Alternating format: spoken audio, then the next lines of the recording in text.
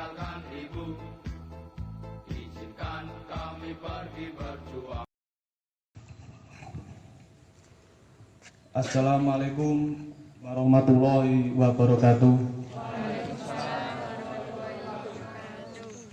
Bapak-bapak, ibu-ibu, siswa-siswi sekalian yang saya hormati, ada beberapa hal yang ingin kami sampaikan kepada siswa-siswi sekalian. Yang pertama, sebagai pelajar dan siswa-siswi sekalian, yang pertama kita harus menghormati orang tua, berbakti kepada kedua orang tua. Karena apa? Seorang ayah adalah bekerja untuk memberi nafkah kepada keluarga, dan ibu mendidik kita, melahirkan mulai kecil hingga dewasa, hingga sampai saat ini. Maka dari itu, yang pertama kali adalah berbaktilah kepada kedua orang tua. Kemudian jangan lupa berbagi kepada bapak dan ibu guru, karena bapak dan ibu guru lah yang telah memberikan ilmu kepada kita semua. Tanpa keridhaan dari bapak dan ibu guru, maka ilmu yang kita dapat tidak akan ada artinya. Bisa dipahami ya? Para siswa sekalian, sepandai apapun kalian, kalau kalian tidak bisa menghormati guru, maka ilmu yang kalian dapat tidak akan mendapat keridhaan dari Allah Subhanahu wa Ta'ala. Berbakti kepada kedua orang tua, dan yang kedua, berbakti kepada bapak dan ibu guru. Kalau kalian sebagai pelajar, jangan lupa, jangan sampai membuat kecewa bapak dan ibu guru kalian, apalagi bertindak di luar kewajaran sebagai siswa dan siswi sekalian. Kemudian yang kedua, ini yang lagi viral maupun di media sosial maupun di lingkungan kita sehari-hari, dan perbuatan ini kalau kita diamkan akan berkelanjutan seterusnya. Padahal perbuatan ini tidak boleh dilakukan dan berakibat kepada korban, apa yang dinamakan dengan bully atau bullying. Sudah tahu tentunya, para siswa-siswi sekarang sudah tahu, di media sosial semua pegang HP, di TikTok dan di media sosial Facebook juga sudah banyak apa yang dinamakan dengan bullying.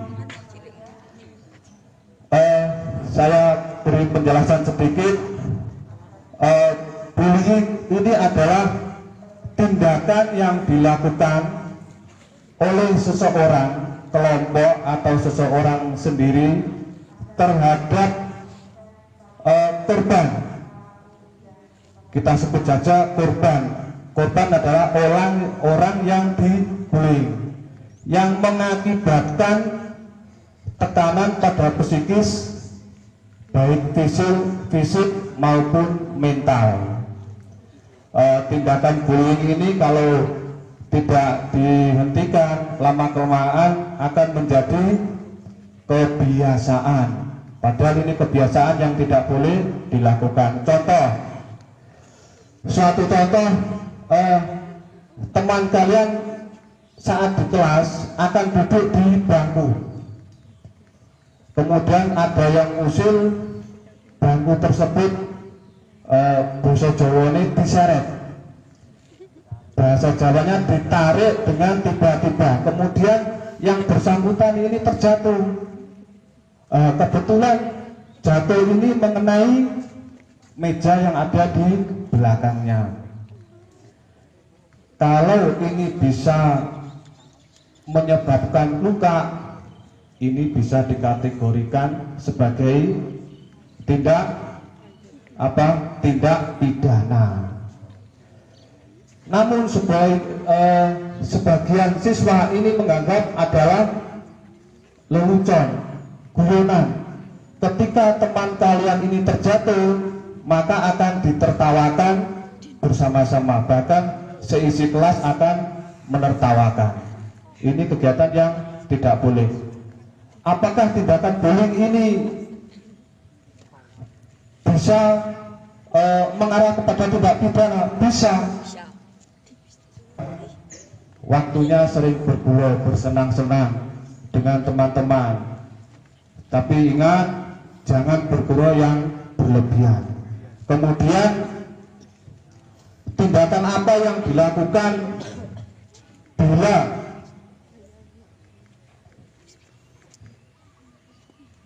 kalian dibully? Bullying ini tidak hanya berupa fisik, bisa berupa psikis. Kalian dijauhi teman-teman, basa Jawa ini dipisui, kemudian kalian dicibir, kemudian ada teman-teman yang ingin mengajak menjauhi satu orang siswa. Ini tidak boleh, apalagi sampai tindakan fisik. Contoh lain tindakan fisik yang sederhana adalah menaruh permen karet di rambut teman kalian ataupun di kursi. Itu sudah termasuk tindakan fisik dan bisa menyebabkan orang yang bersangkutan kalau disurai, istilahnya ditertawakan teman sekelas, ini bisa mengarah kepada mental seseorang. Kalau mentalnya tidak kuat, orang tersebut akan menjadi pemurung. Dia merasa temannya tidak ada yang memperhatikan, merasa dijauhi. Kalau orang ini tidak ada yang istilahnya mendekati, berbahaya kepada psikis dan akan berpengaruh kepada kehidupan di masyarakat di masa depan. Kemudian apabila kita mendapatkan bully, yang pertama, tetap percaya diri. Tetap percaya diri, kemudian simpan bukti kalau kita sudah dibully dan laporkan kepada guru. Kalau tindakan ini mengarah kepada psikis ataupun fisik, laporkan kepada dewan guru. Kalau nanti mengalami luka berat dan dirasa, nanti ada tim yang ke sekolahan untuk memanggil para siswa yang terlibat dan juga melibatkan kedua orang tua. Jangan sampai tindakan ini dianggap hal biasa dan akan terjadi pada hari berikutnya. Kemudian jika kalian melihat bully, ini yang terjadi di lingkungan sekolah, jika kalian melihat bully, jangan diam. Yang pertama, jangan diam. Kemudian yang kedua, berusaha untuk mendamaikan, cari akar permasalahannya.